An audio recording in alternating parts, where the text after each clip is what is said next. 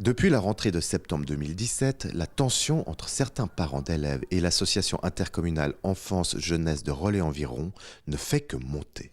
La raison, le prix du repas à la cantine, désormais calculé sur le revenu des parents. On a reçu un courrier de Enjeu qui nous informait qu'il modifiait la tarification de la cantine Navirol. Alors en fait, avant un rôle, c'était 10 francs, c'était un système très simple, avec des petits tickets qu'on allait chercher, qu'on donnait à la cantine. Et puis un jour, on nous a dit, maintenant, ça allait passer aux fonctions du revenu des parents. Pour nous, on passe de 10 à 14 francs avec 2 enfants.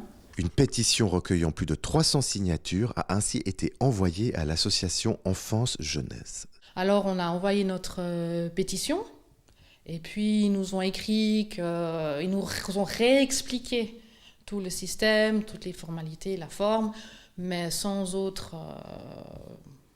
amélioration comme on pourrait s'y attendre. Du côté de l'association intercommunale qui fédère 11 communes, on comprend la réaction des parents. Mais on tient à expliquer les raisons de son choix d'harmoniser les prix. Si pendant 15 ans on est à 10 francs et puis tout d'un coup on passe possiblement à 14 heures, ça ne veut pas dire que tout le monde passe à 14, c'est par rapport aux revenus. Mais donc je peux tout à fait comprendre que c'est choquant. Par rapport à nos autres communes, ce n'était pas si choquant que ça. Notre but était de donner un accès à toutes les familles possibles. Donc ceux qui ont des revenus qui permettent de payer 10 francs, alors ils ont 10 francs et puis ils peuvent toujours aller à la cantine.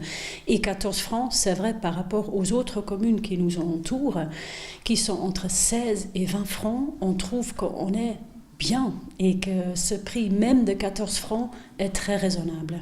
Et puis il faut bien aussi comprendre que le prix du repas pour chaque enfant est pareil. On le met à 8 francs, mais c'est le prix de la surveillance, de l'encadrement. C'est ce prix-là qui change par famille et alors par revenu. Car pour mieux saisir le détail du calcul, il faut comprendre que la prestation appelée cantine ne concerne pas qu'un simple repas, mais tout un encadrement durant 2 heures.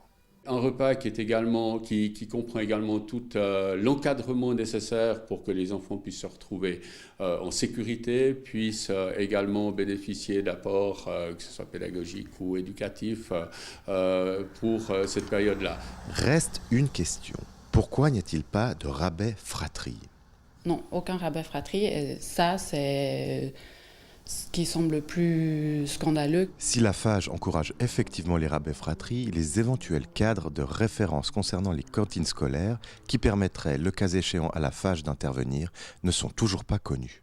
Les cadres de référence ne sont pas encore prêts pour l'accueil parascolaire. Donc c'est l'EIAP, qui est l'établissement intercommunal pour l'accueil parascolaire, qui est un établissement qui est géré par les communes, qui va effectivement mettre en place ce cadre de référence. En somme, l'association Enfance et Jeunesse de Relais-Environ a voulu prendre un peu d'avance. C'est vrai, le rabais fratrie, c'est justement peut-être une des conditions cadres qui vont nous être proposées par l'EIAP.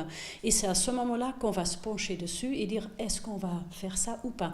C'est pas figé, mais pour cette année scolaire, on va pas rentrer en matière. Mais encore une fois, c'est pas figé. Reste un malaise qui pourrait bientôt se dissiper et un mea culpa.